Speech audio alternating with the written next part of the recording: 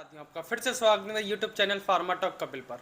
साथियों, आज हम बात करने जा रहे हैं जो बच्चे अपना डिप्लोमा इन फार्मेसी कंप्लीट कर लेते हैं, बैचलर ऑफ फार्मेसी कंप्लीट कर लेते हैं, फिर उसके बाद वो क्या ऑप्शन चुनें एज अ जॉब प्रोफाइल। बहुत बच्चों को कन्फ्यूज़न होता है और सारे ही फ्रेशर्स होते हैं और बड़ा डाइवर्सिटिक इनका दिमाग रहता है कि क्या करें ऐसा कि हम बहुत अच्छी जॉब पा लें, बहुत अच्छा एक ब्राइट फ्यूचर हर किसी का सपना रहता है। साथियों, आज हम इसी पॉइंट के ऊपर बात करने जा रहे हैं और जितने भी बच्चों के डाउट्स होते हैं हम इस पूरे डाउट सेशन को क्लियर करने जा रहे हैं आज कि आप अपना डी फार्म क्या करें। जो मेरा एक्सपीरियंस रहा है मैं भी वो भी एक्सपीरियंस अपना शेयर करूँगा आपके साथ में। तो हम सबसे पहले बात करते हैं साथियों, जैसा कि आप कंप्लीट कर लेते हो अपनी एजुकेशन, डिप्लोमा फार्मेसी और ग्रेजुएशन वॉट एवर, तो उसके बाद आप क्या ऑप्शन चुनें। तो साथियों, जैसा कि आपको पता ही होगा कि हमारे पास वेराइटीज़ ऑफ फील्ड्स हैं। फार्मा के अंदर भी बहुत सारी फील्ड हैं जिसमें प्रोडक्शन है, क्यूए क्यूसी है, डॉक्यूमेंटेशंस हैं अपने इंडस्ट्री के अंदर। फिर हम फील्ड जॉब के पे आते हैं तो फिर उस वहाँ पर आरएम, एसएम, एएसएम, ये बहुत सारी मेडिकल फील्ड्स हैं जो हम फील्ड में रह के काम करते हैं, मेडिकल रिप्रेजेंटेटिव है काम करते हैं। और फार्माकोविजिलेंस में है, ऑफिस वर्क की अगर हम बात करें तो मेडिकल कोडर है, इंश्योरेंस पॉलिसी मेकर भी रहते हैं अपने, जो एनालाइज करते हैं सारी चीज़ों को। तो साथियों, हम इसी के ऊपर आज बात करने जा रहे हैं कि आफ्टर बी फार्म और डी फार्म आप क्या ऑप्शन चूज़ करें। तो जहाँ तक है मैं आपको बताता हूँ, सबसे पहले हम मेडिकल रिप्रेजेंटेटिव की बात करते हैं साथियों। तो सबकी ही शुरुआत फ्रेशर से होती है और सबके डाउट्स होते हैं। एज अ कैरियर ऑप्शन आप मेडिकल रिप्रेजेंटेटिव चूज़ करते हो, एमआर। तो मैं आपको बता दूं, पहले हम वर्क प्रोफाइल की बात करते हैं। Selection procedure, work profile, salary और प्रमोशंस, हम ये स्टेजेस में, 4 स्टेजेस में बात करेंगे। हम पहले सिलेक्शंस की बात करते हैं। तो यहाँ पर जो सिलेक्शन होता है कंपनियों का, कि हमको वैकेंसी पता कैसे चलती है, सबसे पहले तो ये। तो साथियों, हर किसी के सीनियर्स अपने कॉलेजेस में होते हैं। तो जैसे ही आप फाइनल ईयर में हो तो अपने आप सीनियर्स से कनेक्शंस रखिए, सीनियर्स के टच में रहिए। जो भी मेडिकल फील्ड में हैं और आपके एमआर हैं तो उनसे टच में रहिए। जितनी भी कंपनीज़ होती हैं तो उनकी सारी वैकेंसी टाइम टू टाइम आती रहती हैं फील्ड के अंदर, तो आप उनसे कनेक्टेड रह सकते हैं।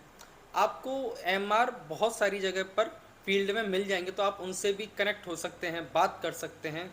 आप फ्रीली बात करिए, हेजिटेशन करने की कोई ज़रूरत नहीं है ना। तो मैं आपको बता दूँ, तो आप उनसे भी बात कर सकते हो रिगार्डिंग वैकेंसीज़। आप नंबर शेयर, कॉन्टैक्ट नंबर रख सकते हो इन फ्यूचर कोई वैकेंसी हो तो। और बहुत सारे ऐसे सोशल मीडिया प्लेटफॉर्म्स हैं, वहाँ पर एमआरस की वैकेंसीज़ का अपडेशन व्हाट्सएप ग्रुप पे आप लिंक हो सकते हो और वहाँ से आप पता कर सकते हो कि कहाँ पर कौन सी और किस कंपनी की वैकेंसी है। साथ में हम बात करते हैं, ये तो हुआ वैकेंसीज की पता कैसे चलती है हमको। फिर हम बात करते हैं सिलेक्शन प्रोसेस क्या है इसके अंदर। साथियों, अगर हम सिलेक्शन प्रोसेस की अगर हम बात करते हैं तो इसमें ना 3 या 4 स्टेजेस में इंटरव्यू होते हैं। सारी कंपनीज के अलग अलग फंडामेंटल हैं, उनके अलग अलग रूल्स एंड रेगुलेशंस हैं, तो उसी के हिसाब से वो लोग इंटरव्यू करते हैं। सबसे पहले जो इंटरव्यू होता है, मैं आपको बेसिक बताता हूँ। जो आपका एरिया मैनेजर होता है वो आपका इंटरव्यू लेता है। अगर साथियों आपने बहुत अच्छे से पढ़ाई करी है, आपने कॉलेजेस गए हैं, पढ़ाई भी करी है अच्छे से, तो बड़े इजी इंटरव्यू होते हैं। बहुत बेसिक आपसे पूछा जाता है रिलेटेड टू। अब देखो, अगर आप एमआर हो तो उसके अंदर भी ना सेगमेंट बहुत सारे होते हैं, कंपनीज के अंदर डिवीज़न बहुत सारी होती हैं। तो आपको ये वहाँ पता करना पड़ेगा कि किस डिवीज़न के अंदर वैकेंसी है और किस सेगमेंट के अंदर वैकेंसी है। अगर अब फॉर एन एग्जांपल हम बात करें, जैसे कि अब वैकेंसी आपके एलेम्बिक कंपनी में है, एलेम्बिक के XYZ कोई भी डिवीज़न मान लो आप, तो उस डिवीज़न में और डायबिटिक्स डिवीज़न में आपकी वैकेंसी है। तो साथियों, मैं आपको बता दूं, जो आपको प्रिपरेशन करनी है तो डायबिटीज़ से रिलेटेड प्रिपरेशंस करनी है। जितने भी हाइपरटेंशन, ब्लड प्रेशर से रिलेटेड, कौन कौन सी ड्रग्स हैं जो हमारे ब्लड प्रेशर, हाइपरटेंशन और आपके डायबिटीज़ के अंदर यूज़ होती हैं, शुगर बीपी लो को कम करने में, शुगर कैसे होती है, पेनक्रियास क्या होते हैं, तो आपको टाइप 1 टाइप 2 डायबिटीज़ क्या होती है, फुल फॉर्म आपको याद करनी पड़ेगी। मतलब कि आपको बेसिक आपको एक रिवाइज करना पड़ेगा और प्रिपरेशन करनी पड़ेगी इंटरव्यू के लिए।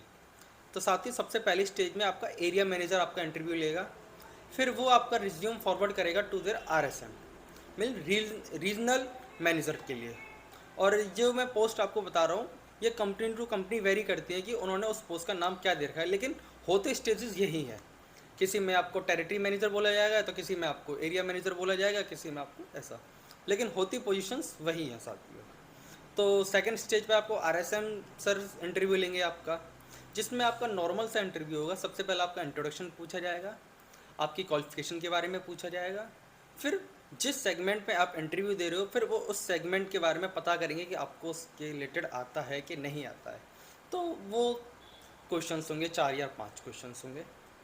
फिर आफ्टर दैट आपको ZSM लेवल पर इंटरव्यू होगा, मतलब जोनल मैनेजर आपका इंटरव्यू लेगा।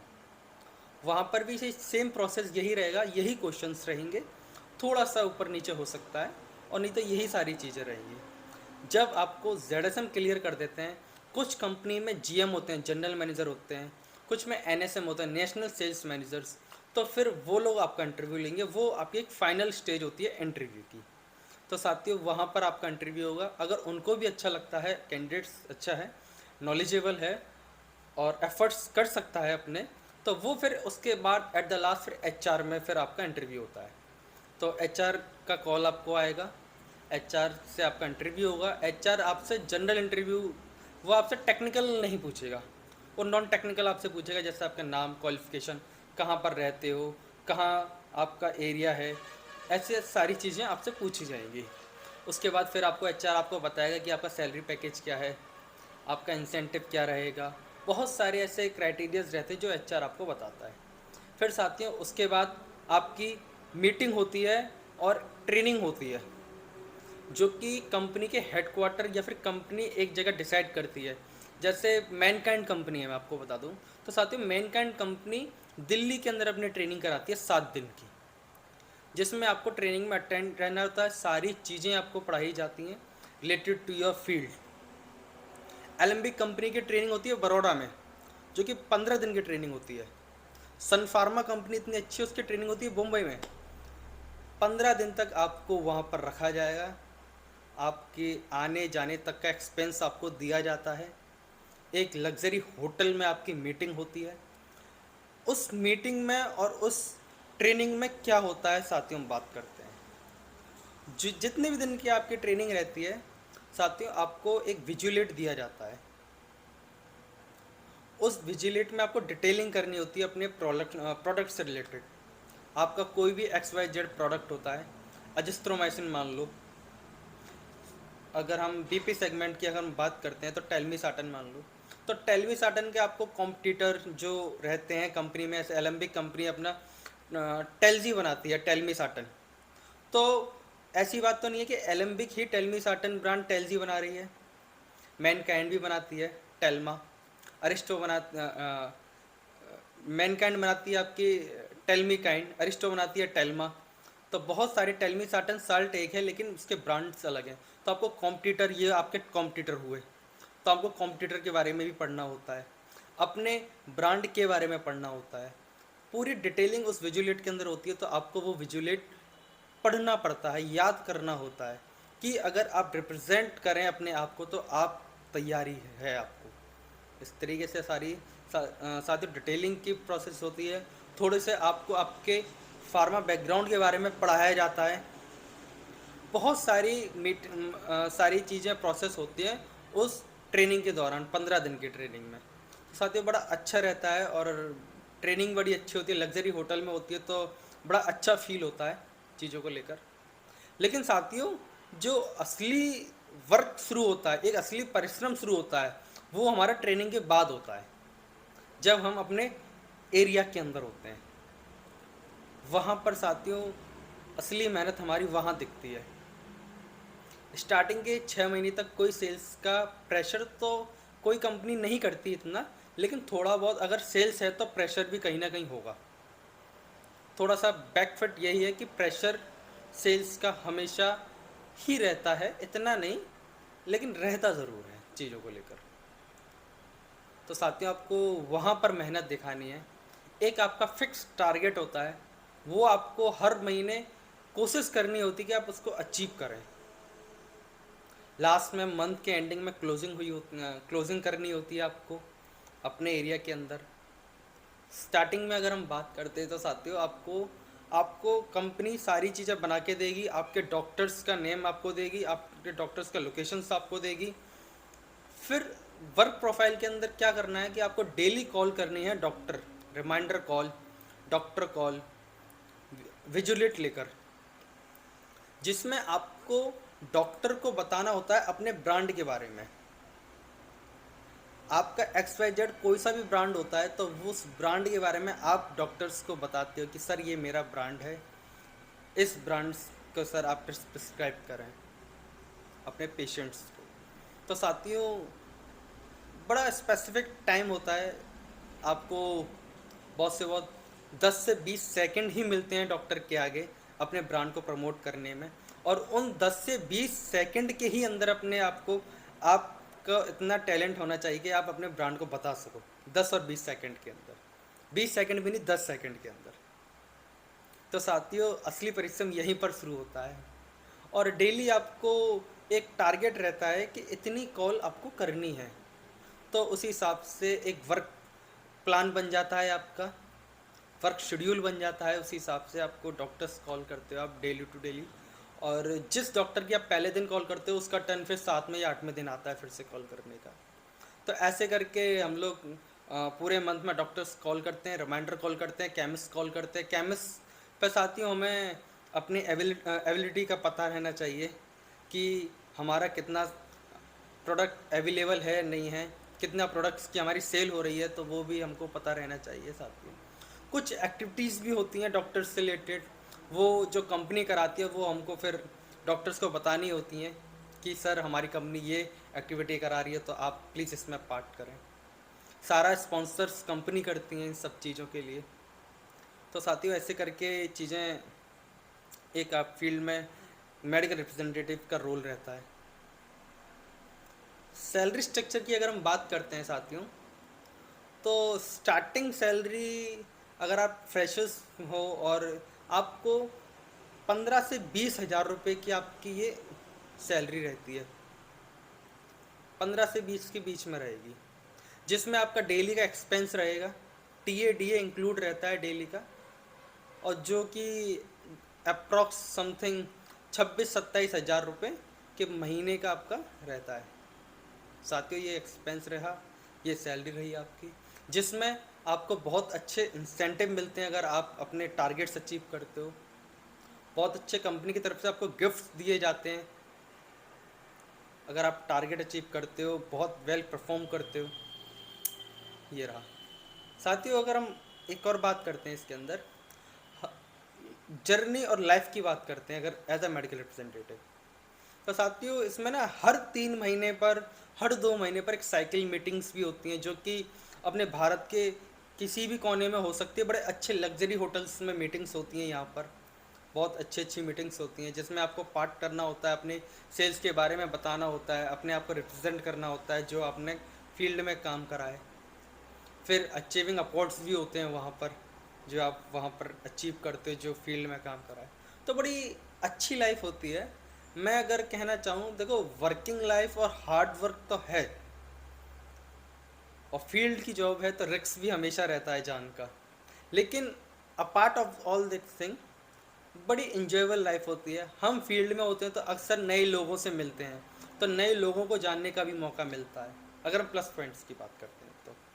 और if you are in a business background, your mind is a business mind, तो आप नए नए लोगों से इंटरेक्ट कर दोगे वहाँ पर, बिजनेस माइंड लोगों से इंटरेक्शन होगा आपका। तो आप प्लस पॉइंट्स को भी हमें बहुत सीखने को मिलती हैं, बहुत सारे स्किल्स हमारे बहुत इम्प्रूव होते हैं, कि टॉकिंग स्किल्स, कम्युनिकेशन स्किल्स, किसके आगे हमें क्या बात करनी है, कैसे बात करनी है, तो बहुत सारी चीज़ों में हमारे सुधार आता है। अगर हम प्रमोशंस की बात करते हैं साथियों, जर्नी हमारी एक मेडिकल रिप्रेजेंटेटिव से, टेरिटरी मैनेजर से शुरू होती है, फिर हम AM बनते हैं, RM बनते हैं, ZM बनते हैं, फिर GM, NSM, और फिर उसके बाद सेल्स, जनरल सेल्स मैनेजर, जो कि 15 प्लस का अबव का एक्सपीरियंस रहता है साथियों। बड़े अच्छे ऑफर्स और पैकेज होते हैं उस लेवल पर जाकर भी। साथ ही ये एक मेडिकल रिप्रेजेंटेटिव की पूरी जर्नी रहती है, जिसमें मैंने बहुत तक आपको बताने की कोशिश करी है। साथियों, अगर अब हम बात करते हैं, अगर हम इंडस्ट्री में जाते हैं तो क्या होता है। साथियों, अक्सर बच्चे इंडस्ट्री में चले जाते हैं, लेकिन जो हमारी फार्मा फील्ड है उसमें ना पेशेंस के लिए ना हमें बहुत ज़्यादा ज़रूरत है। पेशेंस, हम लोग फ्रेशर्स होते हैं, एक्साइटिंग होते हैं अंदर से, और बड़े थोड़े से ना मन चले और मतलब कि चंचल होते हैं हम अपने मन से, कि कुछ भी करना है थोड़ा जल्दी जल्दी हो, फास्ट फास्ट हो। लेकिन जो हमारी फार्मा फील्ड है ना, उसमें पेशेंस बहुत ज़रूरी है साथियों। जो बच्चे मैन्युफैक्चरिंग में जाते हैं, कंपनीज में जाते हैं, उसके अंदर ना होता क्या है कि देखो, स्टार्टिंग में सैलरी तो थोड़ी कम है, लेकिन लाइफ है वहाँ पर। स्टार्टिंग में 3 या 4 साल तक तो आपको सैलरी बहुत कम मिलेगी। स्टार्टिंग ही आपकी 10 और 11 हज़ार से होगी, जिसमें आपको घर से भी दूर रहना होगा, आउट ऑफ स्टेशन रहना होगा। महीने में 1 या 2 या 3, जिस हिसाब से आपको छुट्टियां मिलेंगी तो आपको घर आना होगा, और 10 से 12 हज़ार रुपये में आपको पर मंथ काम करना होगा वहाँ पर। लेकिन साथियों, ऐसा नहीं है कि ये लाइफ टाइम ही 10 से 11, 12, 15 हज़ार ही चलता है। अगर आपको एक अच्छा एक्सपीरियंस हो जाता है एक टाइम पर आके, 5 साल का, 6 साल का, फिर वहाँ पर बहुत सारी अपॉर्चुनिटीज़ हैं, बहुत सारी इतने अच्छे अच्छे सैलरी पैकेज हैं, इतनी अच्छी लाइफ है कि आप लोगों को आप आधे से ज़्यादा प्लान को मेंटेन करोगे, आप उस पोजीशन पे होते हो। तो साथियों, मैं आपको बताना चाहता हूँ कि आपको, अगर आप इंडस्ट्री में हैं, क्योंकि मुझ पे बहुत बच्चों के फ़ोन आते हैं कि सर मैं आज सिक्किम में आ गया था, इस कंपनी में हूँ, अब मैं बिल्कुल डिप्रेशन में हूँ, मैं कुछ नहीं कर पा रहा हूँ मेरी। क्योंकि देखो साथियों, हम जब इंडस्ट्री के अंदर काम करते हैं तो वहाँ पर क्या होता है कि एक टाइम फिक्स रहता है हमारा, कि दिस टू दिस टाइम, और ये शिफ्ट है हमारी, और वही काम करना है, वही डेली रूटीन आपकी लाइफ हो जाती है।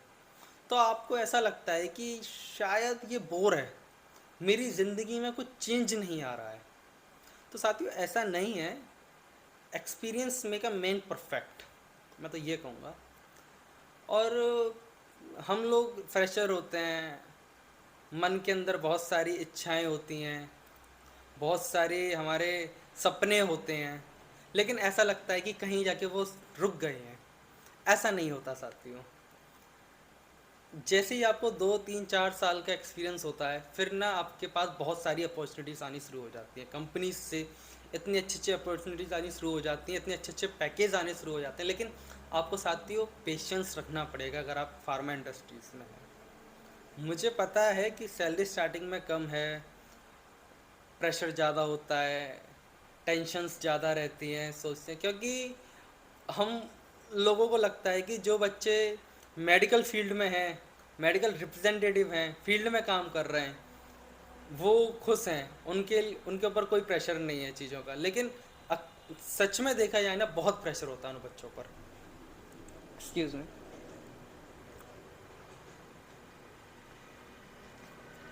सेल्स का प्रेशर रहता है, लेकिन आप पर तो नहीं है ना ये प्रेशर। आपको तो बस अपने फिक्स टाइम में ड्यूटी करनी है और वापस आना है रूम पर। तो साथियों, मैन्युफैक्चरिंग में जाते हैं, अगर इंडस्ट्री में जा रहे हैं हम, तो बड़ा अच्छा कैरियर है, ऐसी बात नहीं है, लेकिन आपको पेशेंस रखने पड़ेंगे स्टार्टिंग में।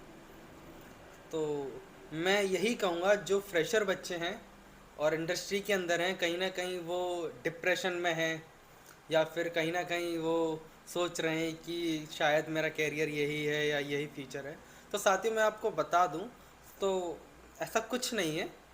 पेशेंस रखें, बड़ा ब्राइट फ्यूचर रहेगा आपका। आप फील्ड वालों से भी बहुत अच्छा करोगे, अपनी फील्ड के अंदर आपको जो सैलरी पैकेज होगा वो बहुत अच्छा होगा, लेकिन स्टार्टिंग में आपको पेशेंस रखना पड़ेगा। अब साथियों, हम बात करते हैं फार्मासिस्ट जॉब की, हॉस्पिटल जॉब की। साथियों, ये भी एक फिक्स टाइम और शिफ्टिंग जॉब है, जो शिफ्ट में होती है, मॉर्निंग, इवनिंग, आफ्टरनून, जैसे आप जिस आप हॉस्पिटल में हो, जो नॉर्म्स हैं उसके उस रिलेटेड। और बड़ी अच्छी जॉब है। एक स्पेसिफिक टाइम के अंदर आपको जाना होता है बैक टू द होम, तो फार्मासिस्ट अगर आप अपना करियर ऑप्शन चुनते हो तो ये भी बहुत अच्छी जॉब है साथियों। इसके अंदर सैलरी भी आपको स्टार्टिंग में अच्छी मिल जाती है। आपकी स्टार्टिंग 15 से 20 हज़ार रुपये के बीच में होती है। आप बैचलर्स हो तो फिर वो 25 तक चली जाती है साथियों। लेकिन ये वेरी आउट करता है कि आप किस हॉस्पिटल में हैं, किस ऑर्गेनाइजेशंस में हैं। तो हाँ, फार्मासिस्ट जॉब फीमेल्स के लिए बहुत अच्छी है। हॉस्पिटल जॉब है, चेयर जॉब है। एक फार्मेसी होती है, आपको वहीं पर अपना काम करना होता है। जो भी प्रिस्क्रिप्शन आए होते हैं तो उसके बाद आपको डोजेस में उसको काउंट करना होता है। मेडिसिन्स को डोजेस में काउंट करने के बाद पेशेंट्स को बताना होता है कि सर आपको ये दवाई ऐसे लेनी है और ऐसे लेनी है। ये भी बहुत अच्छी जॉब है, इसके अंदर भी बहुत अच्छा फ्यूचर है। अगर जो बच्चे फार्मासिस्ट बनना चाहते हैं हॉस्पिटल्स में तो आप ऑप्शन चूज़ कर सकते हो। ये भी एक ऑप्शन बहुत अच्छा है फार्मेसी लाइन के लिए। साथियों, नेक्स्ट अगर हम ऑप्शंस की बात करते हैं तो मेडिकल कोडर है, जिसमें साथियों आपको मेडिकल फील्ड से रिलेटेड कुछ डिजीज़ होती हैं या कुछ बीमारियां होती हैं, वो आपको एनालाइज करनी होती हैं, उस कोडिंग फॉर्म में लिख कर वो एक्सेस करनी, डाटा भेजना होता है। ये भी बहुत अच्छी जॉब है, स्टार्टिंग भी बहुत अच्छी है इसकी, सैलरी भी आपको बड़ी अच्छी मिल जाती है इसमें। अगर आपको मेडिकल कोडर बनना है तो आप इस लाइन में भी जा सकते हो साथियों। लेकिन मैं आपसे एक बात कहूँगा, आपने डी फार्म करा, बी फार्म करा, वॉट एवर आपने जो भी करा फार्मा फील्ड में, तो साथियों अप्स एंड डाउन्स हर किसी की लाइफ में आते हैं। लेकिन जब तक आप गलतियों को सीखोगे नहीं और अपने टैलेंट्स को दिखाओगे नहीं लोगों को, तो शायद आप कहीं ना कहीं पीछे रह जाओगे। तो मैं यही कहूँगा, आप जिस भी जॉब में हैं, जहाँ पर भी हैं, आप अपने टैलेंट को दिखाएं। क्योंकि अब marksheet can't decide your future, a simple paper can't decide your future, your talent can decide you what you want to do. और आफ्टर द कोविड साथियों, ये सेक्टर इतना बड़ा हो चुका है, जितने भी हमारे इंडिया के बहुत टॉप मोस्ट रिचेस्ट पर्सन हैं वो भी अब फार्मा के अंदर आ रहे हैं, अपना बिजनेस को डेवलप कर रहे हैं, सेटअप्स कर रहे हैं, इन्वेंशन कर रहे हैं, इन्वेंट कर रहे हैं चीज़ों को। तो साथियों मैं यही कहूँगा, और जहाँ भी हैं आप, जैसे भी हैं, मैं यही कहूँगा आप स्टार्टअप की कोशिश करें। अगर आप एक मेडिकल रिप्रेजेंटेटिव हैं तो आप वहाँ से कुछ ना कुछ ऐसा स्टार्ट करें। आप फील्ड में हैं तो आपको फील्ड की नॉलेज बहुत ज़्यादा होगी, वहाँ से आप खुद की अपनी कंपनी लॉन्च करें, पीसीडी कंपनी अपनी लॉन्च करें, वहाँ से अपने खुद का बिजनेस, खुद का स्टार्टअप शुरू करें। जितने भी बच्चे फील्ड्स में हैं, फील्ड में डेली आ रहे हैं, जा रहे हैं, कुछ ऐसा सोचें नया, कुछ ऐसा नया सेटअप और स्टार्टअप करें कि जिससे आने वाली एक जनरेशन्स को पता चले। और साथियों अगर आप सोचोगे इसके बारे में तो यू कैन डू इट। जो बच्चे फार्मा में इंडस्ट्रीज़ के अंदर हैं वो वहाँ से कुछ ना कुछ सोचें कि आप कैसे स्टार्टअप कर सकते हैं। अगर आप प्रोडक्शन में हैं, लाइन में हो, कैसे मतलब कैसे आप चीज़ों को और चला सकते हैं वहाँ पर रहते हुए। तो साथियों आप जिस भी कंडीशन में हैं, जैसे भी हैं, लेकिन एक स्टार्टअप के लिए मैं आपसे कहूँगा कि एक स्टार्टअप के लिए सोचें। कुछ भी करें लेकिन कुछ करें जिससे हमारा भला हो, हमारे देश का भला हो और हमारे आने वाली पीढ़ी का भी भला हो। तो साथियों अगर आपको और भी कोई डाउट हो तो आप मुझे कमेंट करके बता सकते हो, मैं उसका रिप्लाई और हो सके तो वीडियो भी ज़रूर बनाऊंगा इसके रिलेटेड। और फार्मा रिगार्डिंग अपडेट पाने के लिए मेरे चैनल को लाइक करें, शेयर करें, सब्सक्राइब करें। जय हिंद।